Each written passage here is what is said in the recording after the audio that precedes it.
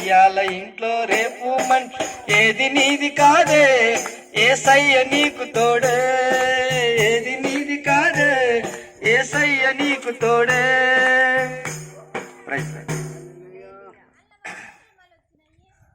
ప్రియమైనటువంటి గోచక్క ప్రజలందరికీ కూడా దేవుని నామములో హృదయపూర్వకమైనటువంటి వందనాలు తెలియజేస్తూ ఉన్నామండి.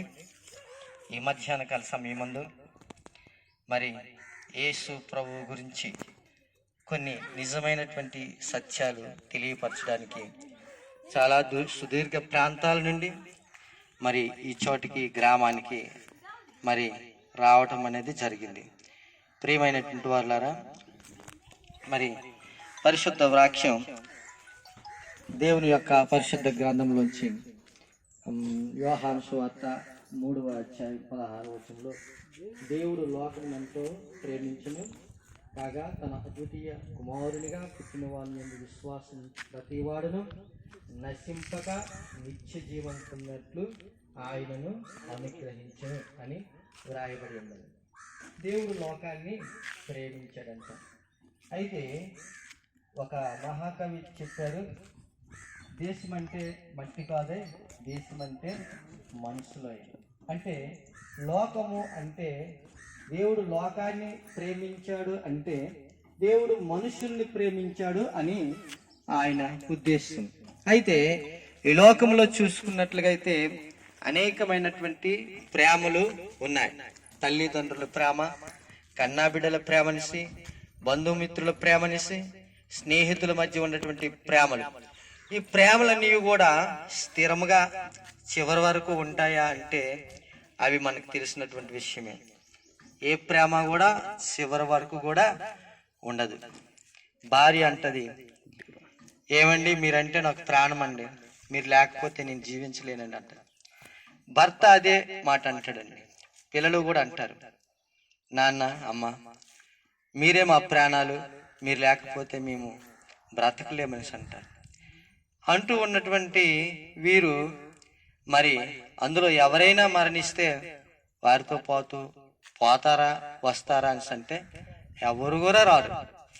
కాబట్టి ఈ లోకంలో ఉన్నటువంటి ప్రేమ అనేది శాశ్వతమైనటువంటిది కాదు అని మనకి తెలుస్తూ ఉంది. కానీ దేవుని ప్రేమ మాత్రము శాశ్వతమైనటువంటిది. దేవుడిచ్చే ప్రేమ ఎలాంటిదని అంటే ఆయన ప్రాణాన్నే పెట్టినటువంటి ప్రేమ. ఎందుకని అంటే మనుష్యుడు జన్మత పాపి, కర్మత పాపి. ఒక భక్తుడు అంటాడు, నేను పాపంలోనే పుట్టాను, నా తల్లి పాపంలోనే గర్భం ధరించిందని. కనుక జన్మత కర్మత మనిషి పాపి. అయితే ఈ పాపములు పోవాలంటే పరిశుద్ధమైనటువంటి వారి రక్తం చాలా అవసరం. ఈ లోకంలో మనం చూసుకున్నట్లుగా అయితే మరి అలాంటి రక్తం సిందించినటువంటి వారు ఎవరంటే ఆ దేవాతి దేవుడైనటువంటి యేసు ప్రభు మాత్రమే.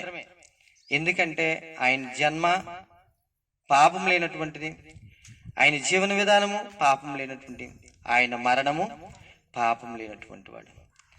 అంతేకాకుండా మరణాన్ని ఆయన మరి మరణపు ముళ్ళు విరిచి తిరిగి లేచినటువంటి గొప్పవాడు. కనుక ఆయన రక్తము, యేసు ప్రభు రక్తము ప్రతి పాపము నుండి మనుషులను పవిత్రులు చేసినసి బైబిల్ లేఖనం చెప్తూ ఉంది. ప్రియులరా గమనించండి, ఎవరు ఇవ్వలేనటువంటి ప్రేమ యేసు ప్రభు వారు ఇచ్చారు.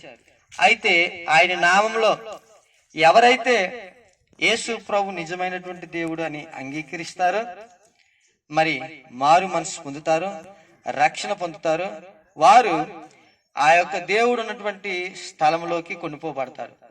ఒకనొక దినము వస్తుంది.